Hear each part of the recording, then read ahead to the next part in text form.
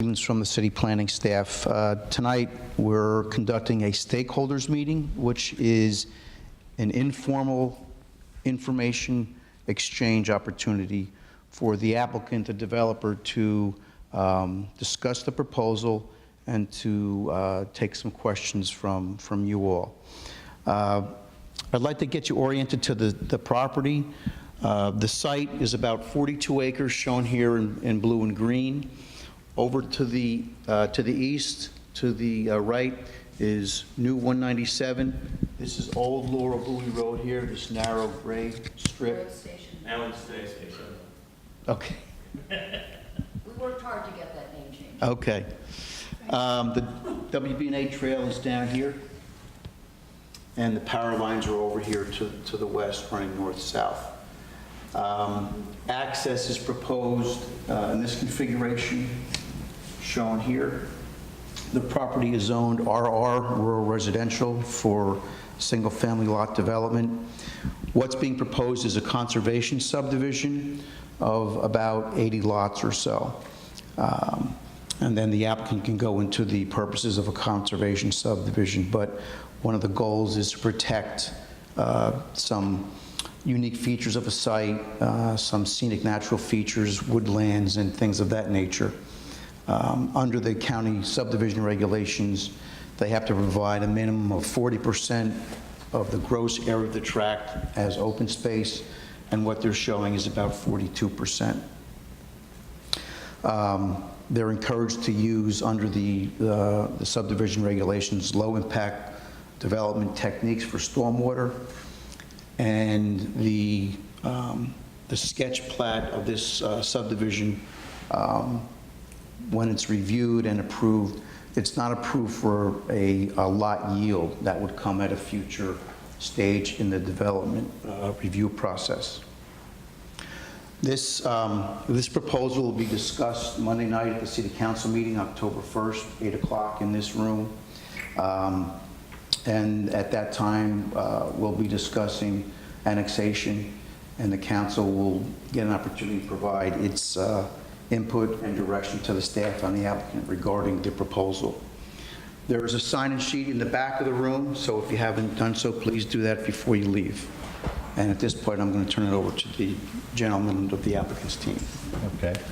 My name is Andy Garrich with Crusoe Homes, and I apologize. We have, our zoning attorney was scheduled to be here tonight to do this presentation, but he has had some difficulties with his vehicle, so is going to be late at best. But as was mentioned, this is a conservation sketch plan, the idea being that you try to conserve some of the, preserve some of the environmental features. In this case, obviously this being an old pecan grove, we were trying to save as many of those pecan trees as we could and maintain as much continuous, sort of in contiguous tree save and the like along the borders to the north, and as much as we could on the pecan grove to the south. We're somewhere in the 80 lot configuration. Again, as was mentioned, this doesn't really get into lotting. That all comes up at a preliminary plan stage, but we do run some lotting on it just to see what it was going to look like. This plan has been through, or some preliminary review with the county, and there were some comments that were made at that time. So again, I guess the point of tonight is to try to see what other concerns are out there, what we might be able to address going forward, and also in prep for coming up to an annexation conversation as well. Again, the road main entrance is off of the existing road coming through into the subdivision. It's a series of cul-de-sacs. One of the things that came out from the county's perspective is they didn't really want the interparcel connection, so that's probably going to be truncated into another cul-de-sac here. Again, we're going to be doing some of the low impact measures, bioretention facilities and the like, in terms of stormwater management. What does that mean? It's just the current standards for stormwater management. We don't typically do as many ponds as we did in the past. There's more bioretention, which is a sand filtration system. A little better for the environment. It doesn't pond the water in as much of a quantity. It doesn't overflow as easily, basically. Is that subterranean? Is that- Yes, yes.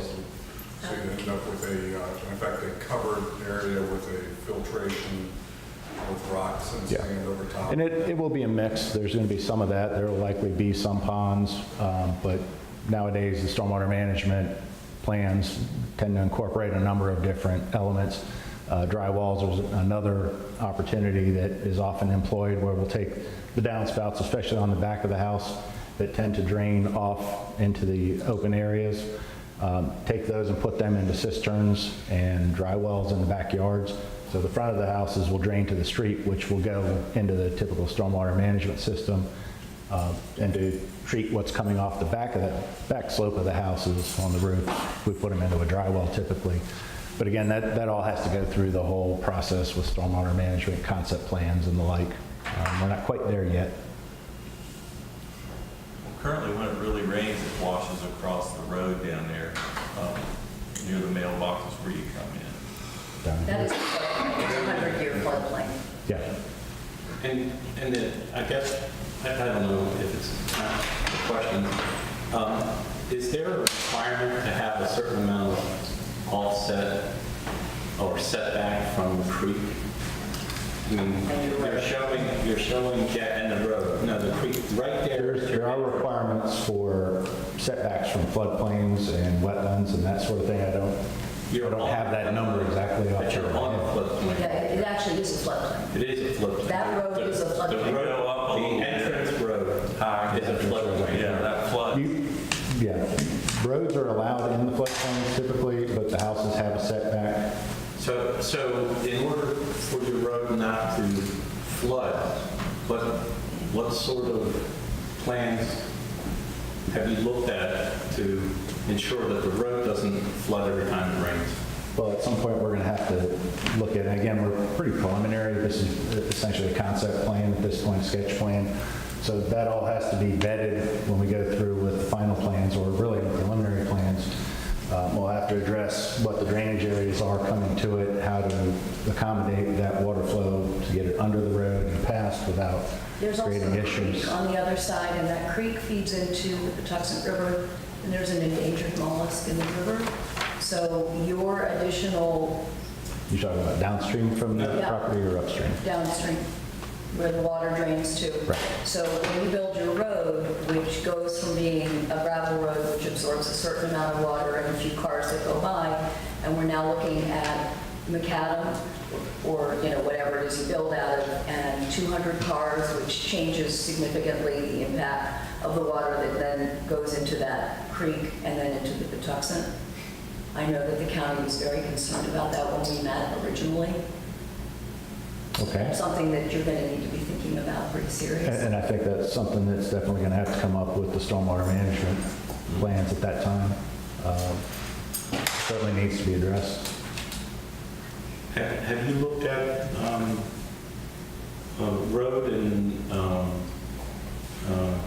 traffic studies yet on this? I'm not familiar with I don't think there are traffic studies at this time. Again, that would be part of the preliminary plan when they decide how many lots are going to be allowed. As anybody knows who's gone to that property, you have to go through normal school and racetrack road, and that's an awful intersection. And so you can't just look at this, you have to look at normal school and racetrack road, because that's the only access in or out. Yes, and you don't show that on this map. It's up at the top, and it's a terrible intersection. They have a lot of accidents there, and if you put another however many cars in there, 80 houses, so you're gonna have accidents. At a future stage, once this process is over, the next stage would be a preliminary subdivision plan review. And at that point, things like traffic, stormwater management, adequate public facilities, schools, water and sewer, police and fire, and emergency services, all of those features are reviewed and will be studied, and they'll be submitted with a preliminary subdivision plan. This could change, a bit when it gets to that stage. There could be fewer lots. The lotting pattern could change. The road configuration and alignment could change. So as was mentioned earlier, this is just like a sketch plan. Okay, well, right now, that sketch plan, And those things that I described are required to be provided at the next step. you would have a terrible time getting school buses down in there, Yeah. let alone out of there. And then again, that curve up on the top, it's a blind curve. And all of a sudden, you're gonna add minimum 80 cars coming in and out of there with a blind curve. You're gonna have some terrible accidents there. And they don't drive slow coming from Old Bowie towards 197. Yeah, they speed up, I think. Oh, yeah, they speed up so they can go up the hill good. Make it So through that they way. can go airborne. So there's only one access to this property, and that's your road that comes through Lloyd Station and, now through the trail. And you're talking about 80 homes. If there is an emergency of any kind, Let the there's creek one flow. way in and there's one way out. And if the creek floods or something happens, what happens to those 80 people? They're completely landlocked. There's no way out. And my neighbors who live down that street can talk about being stuck in their homes because there was no way out. Additionally, when it snows, if you're annexed into the city and the city is responsible for your plowing, they don't plow Lloyd Station Road. That's county, That's or a county or state road. And They're not sure. it's the last road to be done, which means that you're going to have 80 houses of irate occupants who want to know when they're going to be able to get out, because there's one way in and there's one way out. You're talking about a really narrow road, and then, as we said, when you go up Lloyd Station Road and you have to turn onto Normal School and 11th Street, it's already, if you have 3 cars that do it now, it's already a traffic backup. It seems to me, I understand that you go through a process, but it seems to me that you're putting the cart before the horse, and you really ought to look at the access to this property and figure out what you're trying to do. You're talking about a conservation easement. You're talking about trying to retain the feel of this property. It's a beautiful country estate, and you're going to put 80 houses on it, and just because you're leaving up some trees and maybe putting in a pond, I don't see how you're preserving the feel of that community. And I don't see how you're affecting our community in any way other than making it worse. Isn't your road on the WBA trail also? No, the WB&A trail is down to the east of it. So You're going to have access to the WB&A trail? I think the county was talking about providing pedestrian access, but obviously not vehicular. No, that's not true. Yeah. My property's never, that's why we Bruce have to do lives that the last. next door. He has to drive along. Yeah, there's roads down. What I mean to say is, we're not touching the WB&A trail. The only thing we might do is put a trail to it, a path No, but that's to what it. I'm saying, is your road has to allow for them to get It does. onto the WB&A trail. Yeah, the WB&A trail is in an easement. We don't encroach into the easement. The easement stays right where it is, and the Have trail you stays been to as the it property is. yourself? Yes.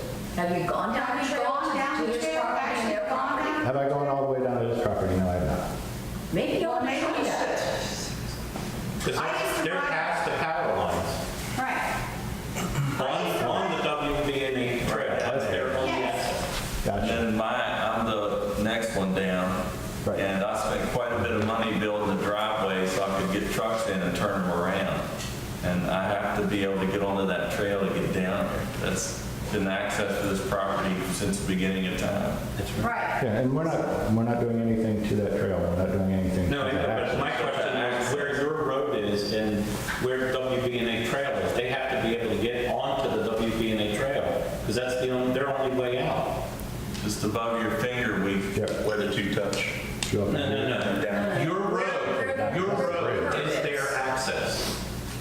I can show you. The existing trail coming in is where it's It's right No, here. your road is their access. That's our access, and we get on the trail here, and you go to Okay. our farm, How do they and then on down to Frank's farm, Gotcha. Frank McDonough. And you We still have have to be that? able to get on there Yeah. to get in and out. I mean, that certainly can be addressed. as far as continuing that access, just obviously it's going to be What a happens little when bit you're different. building? How do they get to their property? I'm sorry? When you're building, how do they get to their property? Again, there's one way in and there's one way out. You're building a road. How are they, when you tear up the road to put in your road, how do my neighbors get to their property? They can't just We'll have leave. temporary access in there. No, we wouldn't, certainly wouldn't be cutting it off. We'd put a temporary You're access going to in. put in a road in a day? You're not going to put temporary access through my property. though, Right. Are you? Through your property? No. Right. Yeah, I am the property right there. Right here? No. Above your face. Just above. That's us. Right. No, I'm saying is if we bring this road in here, which is on this parcel's property, we would make the connection to the trail in as close to proximity as possible to where it is today. Just But you have make it a to temporary shut the connection. road off and build the road. You have to shut the road down to build it. Briefly, but you can, That's a- yeah, you can do half sections, you know, it all depends. It's obviously going to be stone first, so. So I have a more general question, I guess, before getting into these details. Why get annexed by the city? Why do that? Why not just be in the county? Yeah, why do you want to be in the city? Why does it need What's to the be value annexed for to you? the city? Well, it was through a conversation that we had had in a couple of meetings, and it sounded like the city had similar interest in the property as we had an interest in becoming part of the city. Obviously, being in the city, you understand the benefits of. We are not in the city. We're not in the city. We're not in the city. That's the county. All of that is the county. Oh, that's county. We don't see the value to, I mean, what is the value to you of being in the city? It's a completely landlocked property. And, I mean, I can see the city having value because then they get tax dollars. Although how they're going to spend those tax dollars on a landlocked property that Paying is, for all the infrastructure. you know, but what's in it for you in the city? I mean, you're trying to sell this place as this, you know, nature conservancy in a city? Hello? Well, it's from the corporate limits of the city at least anyway, but. I need to ask a question. Those homes down there are not in the city, but I am. And I'm on a normal school, the only one on that end. So because the road is small, I'm thinking maybe later in another meeting, they will be able to say whether they need, how they're gonna widen the road up that end. Exactly, and that's part of the preliminary plan process where traffic studies will be required and all of that would be looked at in further detail. What's the average price of the houses in this neighborhood? I'd be taking a guess at it at this point. We're just trying to figure out from a concept standpoint what it's going to yield versus, we have an idea of what the land is going to cost us, but we don't know how many houses we're going to get. What is the land going to cost No, you? they're houses. That's proprietary information, I can't share that. But the lots that we're talking about is basically going to be homes that are 45 to 52 foot in width. What's the square foot inside the house? How many square feet are they? We don't know. Oh, You're inside talking the about home? 4,000 square foot houses? No, You're talking I about wouldn't see 2,000? that. I would see something in the 3,000 to 3,700 square foot range, maybe. I'd say 26 to 36. Something in that range. But that's just an estimate. Is this proposed property, is that in escrow at the moment? No, it's Where not, where it's is it under in the contract. process? Do you It's in feasibility, essentially. have plans to redo that whole intersection up there at 11th Street Normal School? No, that's what we're trying to determine. Well, Because right now, you're just going to make that a total. Might as well have an ambulance there for 24 hours. the county, I'm Jeff Caruso Homes, and Andy Garrett works with me. He works for me. And, but the county and the town and Caruso together can look at these issues, and that's why we're having this meeting. When the great thing is, you know, it's bad, you think, to have more people down that road, but we may be able to fix the access. It may no longer be the last one plowed.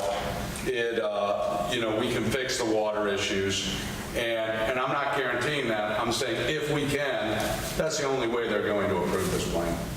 So right now, it's just so preliminary.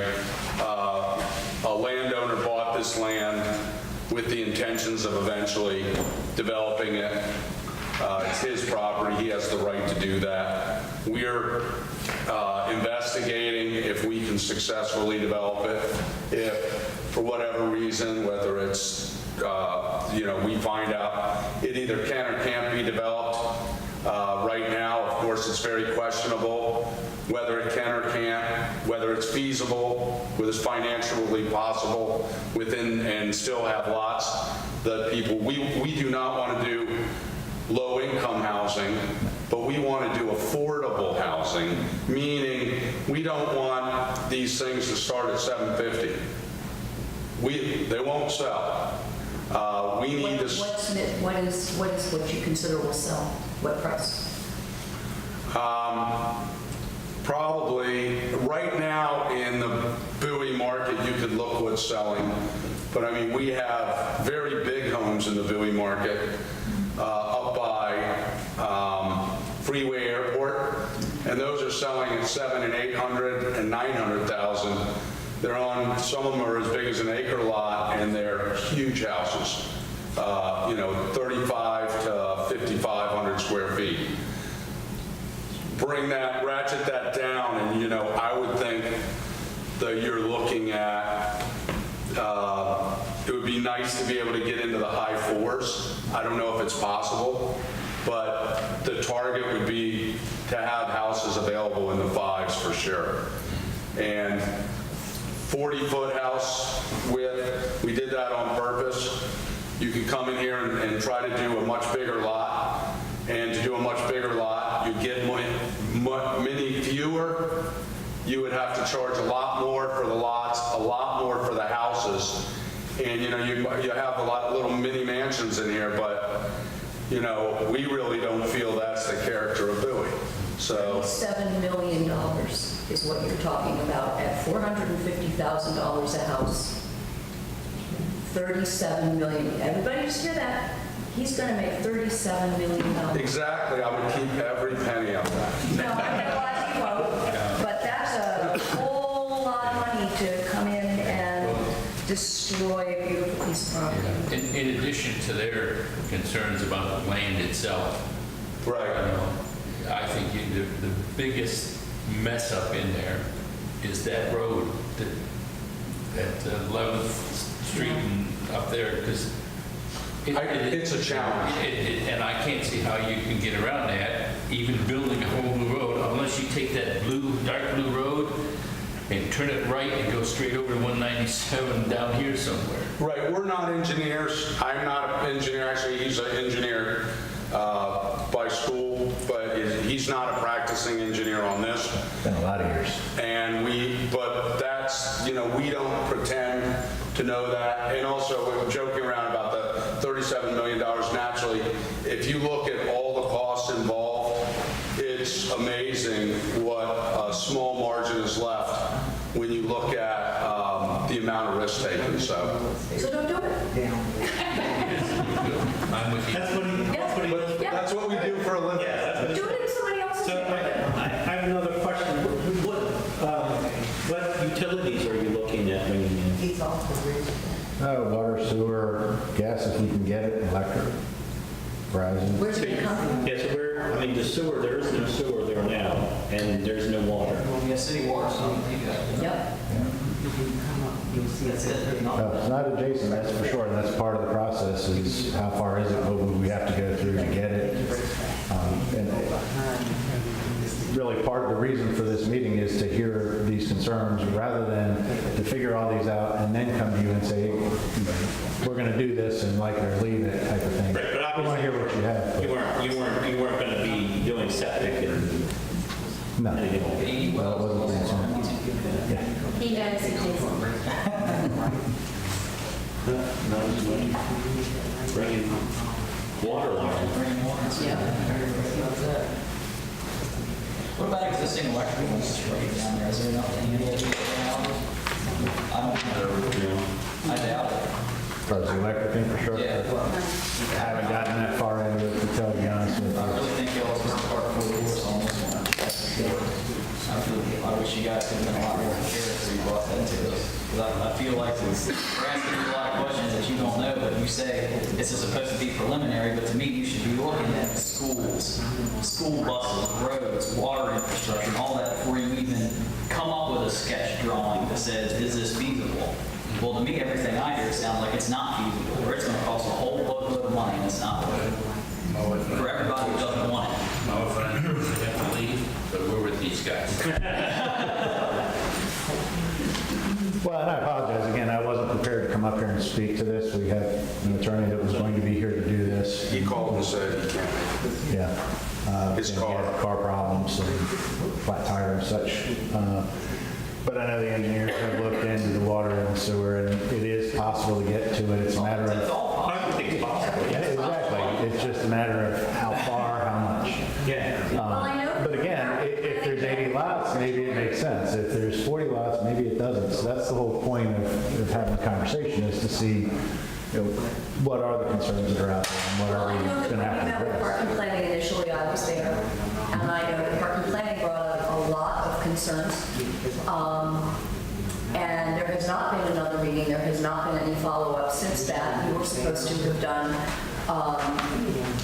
a study of the archaeological aspects of the We did do property, that. which I understand you did because you dug lots and lots and lots of holes on the property while there were horses actively there, and lots of with the so, yeah, so we're not consent. going to go into the liability of that, but, so that was done, but I don't know what the results of that are, and I don't know that parking planning does yet either. They do.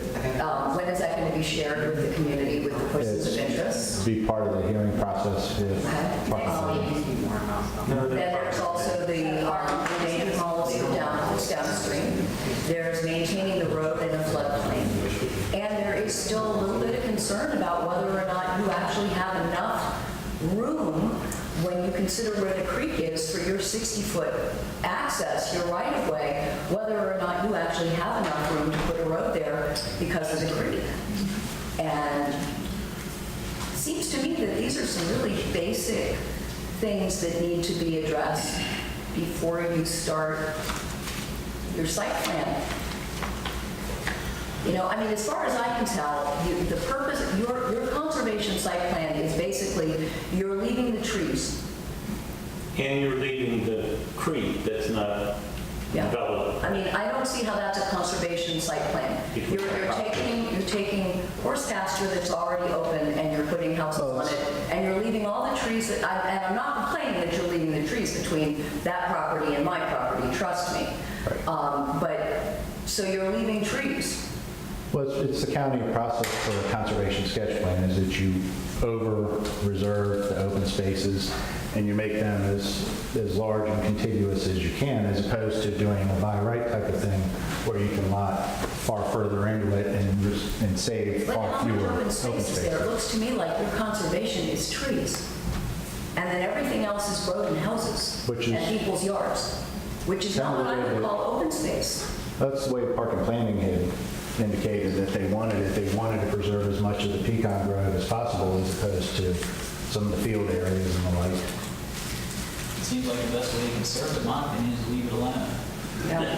Well, that may or may not be true, but there is a property owner that has a Well, I right understand as he has the well. right to develop. I And understand. at some point, you may want to do the same, and, But we're also talking about this floodplain here in that creek. When you start excavating that job site, I don't care if you have silt fence or not, I work construction, it's going to run past that silt fence. I've seen many silt fence blown out. But they'll dig 2 feet where that road is, and it'll fill in like a minute and a half. And right now, you have, but right now, you have ground there that's stabilized, there's grass on it. It's not going to wash.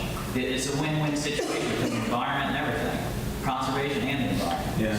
Especially being that close to a creek, like she mentioned, with an endangered mollusk and everything. You're just asking for trouble. well, again, all that gets addressed further down the road when you get into the actual design stage of it, but I understand what you're It saying. doesn't go much further down the road. Well, I can appreciate that. I figured that was. So aside from you all making a profit, is there any benefit whatsoever to the community or to the city of Bowie? Taxes. Is there any benefit? I mean, More houses and taxes, that's all. but then there's also more people in the city of Bowie demanding services, trying to access services that are really difficult. When we're talking about the road, and we're talking about this woman's access on Normal School Road, which is a nightmare, and I don't know what the law is on this, I don't know how this works. Who's responsible for paying for the road improvements? Is that you, Caruso?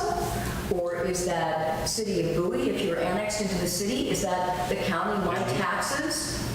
It all depends on how things progress with preliminary plans, traffic studies, what the findings are, what offset and site improvements would be required in order to take the property forward with, No, I'm asking a very specific question. If something has to be done on Normal School Road so that there's better access for your housing development, who pays for it?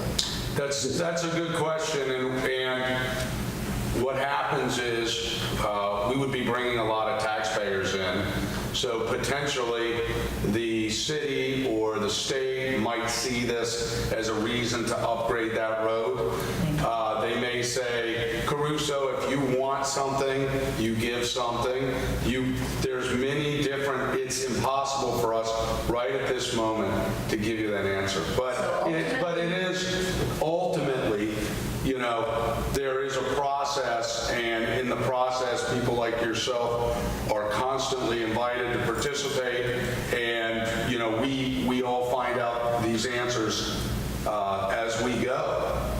And that's why it's risky for us, because we desire to put houses, and the benefit beyond Caruso Homes is there's a benefit. There's many people that would love to live in Bowie, and some of them would love to live in a new home. You have a fantastic, this is a fantastic address. It's a beautiful place to live. They would like to, just like you drive down that beautiful road, they would like to drive down that beautiful road. And they would like to raise their kids there. They would like to be in the schools. Ultimately, my tax dollars could be responsible for building infrastructure to access a housing project that is going to significantly change and impact my farm. Yeah. What kind of, I understand that people want to live in beautiful communities. I used to live in a beautiful community in another county, and I moved here so that I could live in the country. I have 16 pristine acres. There's 42 acres on one side. There's another 16. There's another 10. There's another 25. We've got acres and acres, and people can come and walk the trail and they can enjoy it. They don't need to live there. I see your point, but What happens when these people start complaining about the fact that there are horses out there in the fields? Well, that might be a question. That's what's happening. For the city of Bowie to ask. Right. That's already happening in the Saddlebrook area. They complain about the smell of the manure from the racetrack. right, and people move next to an airport and complain about the airport. Complain about noise, yeah. So, but we can't cure all those items. But these are great questions. Thank you. I have a question to ask, and it might be off the beaten path, but my cousin has a farm down in Nanjemoy, and she just sold her building rights to a developer, so her property stays agriculture, and she can still raise soybeans and so forth, but the land will never be built on. Isn't that something that is sort of statewide or something, where you could just buy the building rights of the property, but build your houses somewhere else? The owner of this property could sell his building rights. Right. It's an option for him. Okay, I just wanted to know.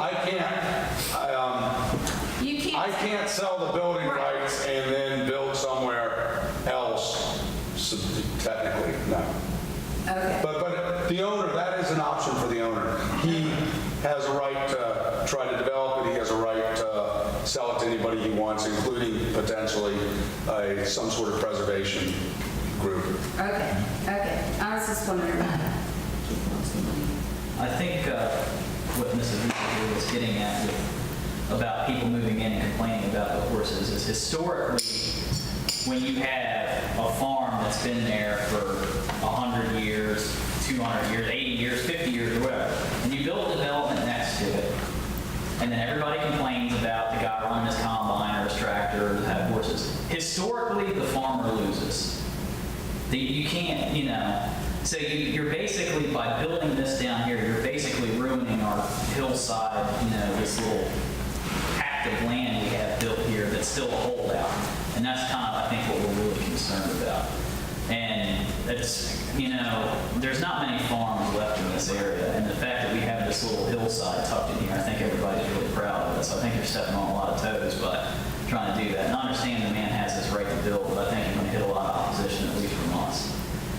I think you've all pretty much figured that out. Yeah, so it's unfortunately, if we don't do it, Oh, I know. Somebody. and we will bring a better product than you will find from a lot of builders, but there will be, somebody will be there eventually, unless it's undevelopable, and then nobody will be there. And that's what we're trying to find out. Now you're trying to find out if it's feasible or not. Yeah. Exactly. So is there anybody in the city of Bowie that we could talk to that is there a way that if this gets incorporated into the city, we could get grandfathered in? Out. No, well, no, not out, but I mean grandfathered into the sense that, people, won't be able to complain that, there's manure in our fields from our horses and that the manure dumpster smells, and because we're an agricultural facility. Or I decide to start a tractor at 6 o'clock Sunday morning. Like go on my, I mean, is that or I possible? drive my trailer down the road. Set up some sort of a thing that says Are there any protections? that we could, Joe, do you know? I can answer that question. I'm Joe Minor, the planning director of Bowie, and I've done a lot of annexations over the years with the city. I've been with the city for a long time. One of the ways that the city can exercise some degree of control is through the agreements that it makes with the property owners that are annexed. So, for example, the city annexed Forest Drive over off Route 3 back in the 80s. And they made an agreement with the property owners that they could keep their chicken coops and different things that they were doing in their way of life. And that was written into the agreement. In this case, what you're asking is something that probably couldn't happen unless all of your properties were included in the annexation and agreements were made to protect you in that way. It's something that we have done, but it's one of these things where you just can't somehow make the developer somehow responsible for protecting your, it just can't work that way. It's through the agreements, this is how the city has exercised that control and has honored the circumstances of the property owners who are willing to annex. I was going to answer the question earlier about why the city would get something out of this. I think Mr. Caruso gave some really good reasons, but it is within the council's defined growth area. There's a map that the council adopted years ago. It's contiguous to the city. The old Route 197 Boyd Station Road is actually in the city. Yeah, and you have property, and you have property on the other side of the trail. Right. So when we do annexations, this council's policy really has us examine whether it's beneficial from a cost standpoint for the city to extend its services. And in a subdivision like this, with the type of development, the level of the amount of homes, it does work out to be a positive, we feel, a net positive for the city to have this property and this community made part of the city. So there's advantages to the city. Mr. Caruso talked about all of those things about attracting new people to the community, providing homes that they can afford, that type of thing. So, we think that this is a good prospect going forward as a staff, but it's one of these things that we're only at the very beginning. And the reason why the city council set up the stakeholder process is to inform people about something at an early stage so that you can let us know what your concerns are, and so before it gets to the council, you'll have a better sense for what's being proposed. And just like they said earlier, if it's not going to work, they're not going to move forward. So there are a lot of unanswered questions at this point, but we don't expect them to have answers to all the questions. So I hope I'm answering the question about the annexing and the protection of the property. Did I answer that To part? some degree, but I guess I'm a little concerned about the fact that only one member of the council is here. It's not a council meeting. I understand that, And but it's we're not talking, I mean, intended this for is, elected officials, it's intended for the but property isn't the owners and city, neighbors. isn't the city council a stakeholder? The council's going to review this next Monday, and you're welcome to come to that meeting. And are we allowed to speak? Yes. The meeting is on the 1st. Yes, And absolutely. it'll be a little more information. Please come, the council's Oh, going to I want to hear. will. I will. Yeah, because I mean, I understand what the neighbors are talking about, but I'm up the edge of the whole thing. But I don't, I know everybody's got to have their time, but I got to ask questions too because I'm there, they're down there. We don't see a lot of traffic here, exactly. Yeah, the guy cut the line told me, oh, you want me to get out. So 200 cars, probably, for 80 homes. 800? Yeah. So when so in the upcoming meetings, we'll know about the traffic. Yeah, she gets the cars in her yard all the time. No, the upcoming meetings, the upcoming meeting, to answer your question, is really the opportunity for the city council to hear what you're hearing tonight, and they want to hear from you. Okay. So we're trying to give you as much information as you can so you can be prepared to come and speak to the council. Yeah, okay, that's the first. Yeah, and I wanted to take a second, again, Jeff Caruso, I appreciate you all coming out. This is, I know that some of you're picturing something very horrible here, but regardless, I really appreciate you coming out. It's time for us to hear what has to be said about the property, what the concerns are, and we listen to all this to help us try to make decisions as we go. Can I ask another question? How many people who are in the room right now live in the city of Blue?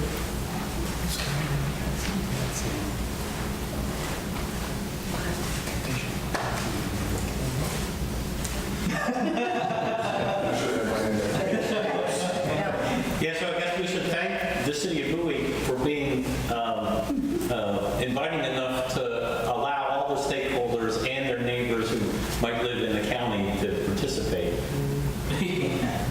Because honestly, the city's very good at that. We do that for everybody. Yeah. Clearly, though, the city doesn't recognize that they have a stake in this as well. With 5 people here from the city. When do we call in to get on the list to speak? You can call the city clerk. Yeah, I did that last week and they said they thought it was too early. Well, right, but the meeting is next week, so if you called her probably tomorrow, you could probably get on the list. Okay. And you can come to the meeting before it starts and just sign up right over Sign there. up over there? Right. Okay. What I can't figure out is they tried to develop this back in the 90s and they didn't have enough right-of-way, enough access. And so what magically... They actually had an approved preliminary plan in 95, I believe it was. But then that, I think you have to move act within 2 years. I think it was the savings and loan. I think it was the savings and loan crisis, I might be wrong, that ended that basically everybody stopped building. But they were also counting the creek as part of their entranceway, and you can't build a road on the creek. I fought that too. Yeah, I just saw a rough layout of it. I know that at some point somebody got 75 lots approved. And obviously, different standards today for stormwater management, open space, and the rest of it, but it did get close at one point in time. Did you ever consider the option of going directly from 197? Honestly, I don't know that that's been brought up. I don't think it's... I don't think it's something that... That's not something that it's... Yeah, it's not It's feasible. also a state highway. I don't know if they would be on board with that or not. To add an intersection is almost impossible. I mean, a huge feat. That would take all of this 32 million. And probably a bridge. 'cause that's- I mean, yes, one item like that would make it impossible. If they said, well, the only way you can do this is come straight off of 97, then that would be a problem. Right. Doing the access into the property, not talking about improvements to 11th Street or any of that, just building your access. If it is determined that you need to do something like a raised roadway, who pays for that? That's you, right? I'm not sure I understand the question. Who pays for the access into the property? We'll find out when we get further in the, but The actual roads. You mean there's a possibility that the city could, Joe? I don't know the answers to any of Mr. this. Minor, is there the possibility that if you agree to annexation into the city, that the city of Bowie would actually put money into helping access the property by road improvements? The city typically does not build roads. We will lobby the county to build roads, lobby the state to build roads, but the city doesn't typically build roads. I can't imagine that the county would be impressed by 80 homes. That's probably why they want to get incorporated.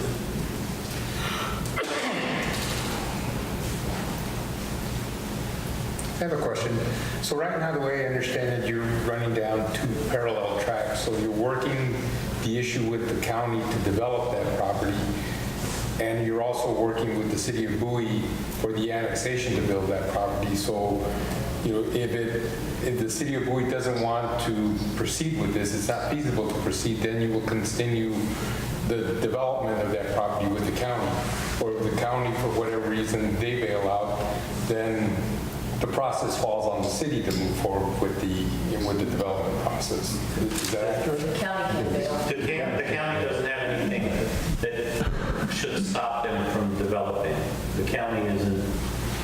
Okay, but the question is then, if the city of Bowie decides that they don't want to proceed with the annexation for whatever reason. It'll just be a county matter.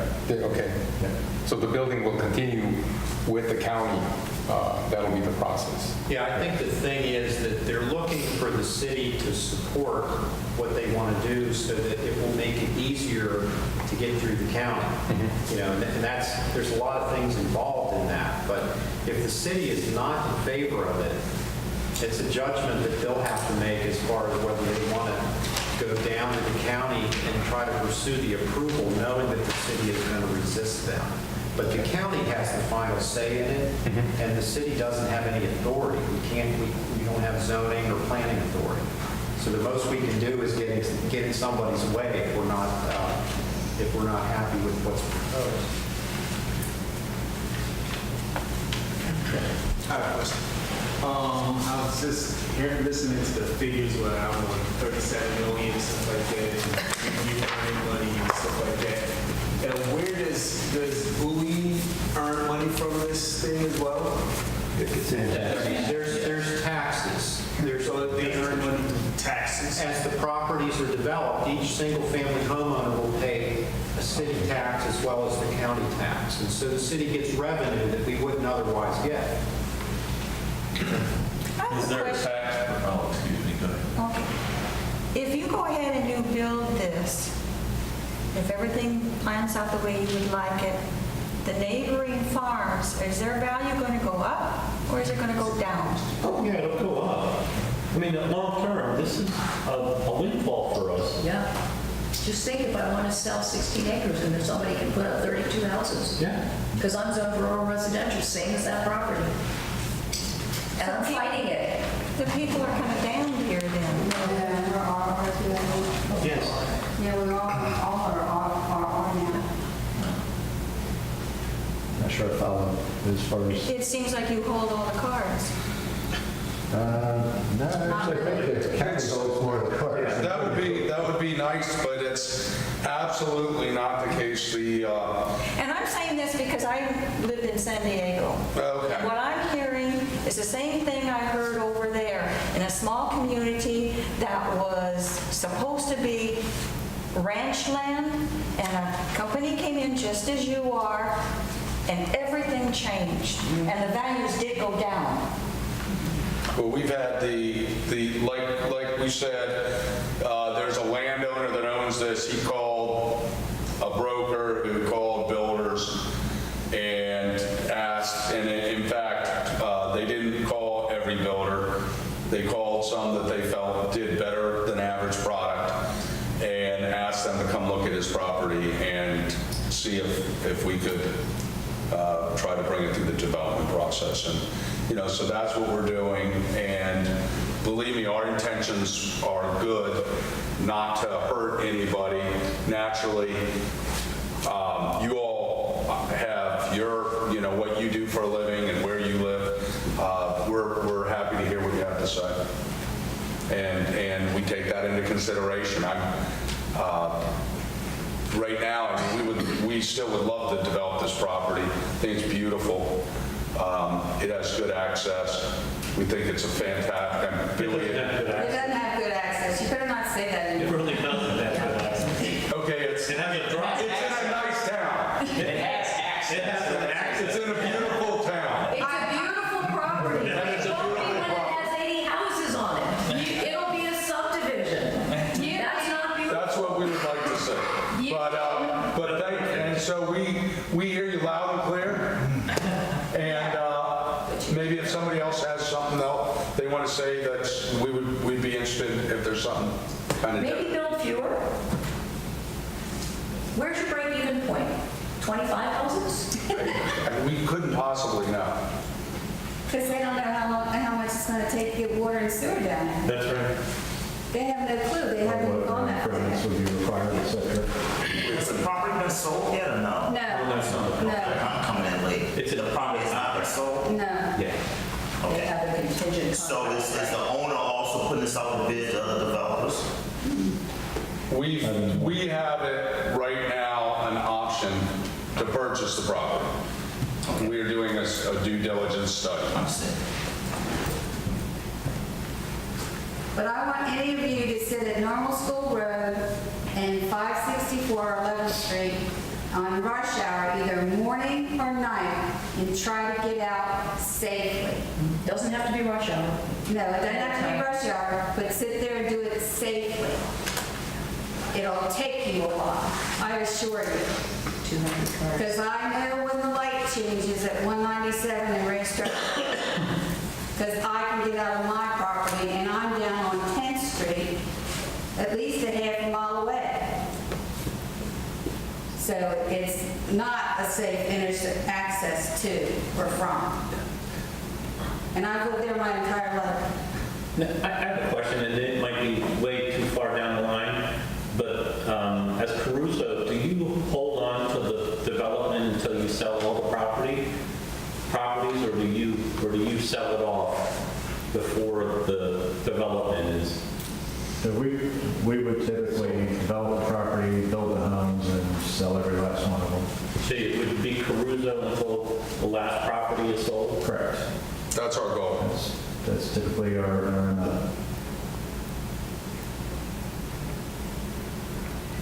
Okay. I appreciate your time. Obviously have a number of things that we need to consider and look into a little further. I think it's been very helpful for us. Thank you for coming. You're welcome to come up and take a closer look at the plan. And remember, on Monday night, there's a city council meeting to review the annexation and the sketch subdivision. So thanks for coming out tonight.